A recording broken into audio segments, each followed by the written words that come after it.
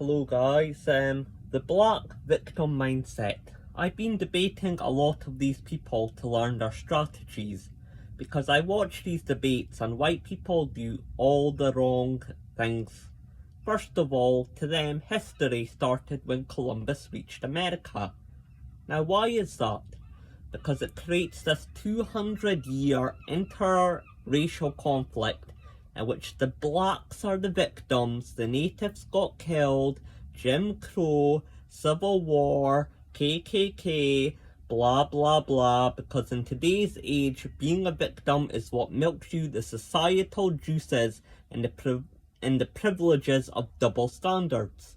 So they do the pseudo New World American African history because they're that ignorant to know that no, it was not over race but built in human tribalism. But even before that, European kingdoms were still battling it out with each other before they went colonial and fought over each other. Because even then, the idea of whiteness, when America was not even a thing, the Spanish were not white, Italians, Russians were not white. So to you, and white people use nationality as pride, but I notice with blacks it's skin colour, because the opposite to black is white, so it makes blacks feel more important, that this is only a black and white world, when that's BS, or the others are a mixture of two, also BS, out of Africa theory, also BS, blacks building the pyramids, also BS. But when they do this, they immediately go for the ists and isms card to put you on the defensive, but all their arguments is just wrapped up in one word. Don't fall for it. They could call you a racist, just say, so what, you're an asshole. That totally throws them off guard, because they just expect you to disavow or explain your way out of things. Then they will talk about, then it's all about projection. That they say, oh, you think that blacks are subhumans. Talk about projection. They say, oh, you think black people are this, you think black people are that. Well, like I said, people will always scream what they think unto others. Then there's this huge difference between the idea of blackness between Africa and out of it, with American cultural hegemony being a big player of it. So they have this collective idea of blackness in the States, but in Africa they have this constant tribal fighting. So this idea that we're all peaceful till the others came in is BS. Once again, they take things from the past, judge it in a kangaroo court, knowing it be guilty by the test of time, just as a cheap shot, just to say gotcha. If that's the case, everyone can weaponize the past. And if things so peacefully, why the arbitrary lines argument? I thought you ones were proof that there was no tensions till the others came.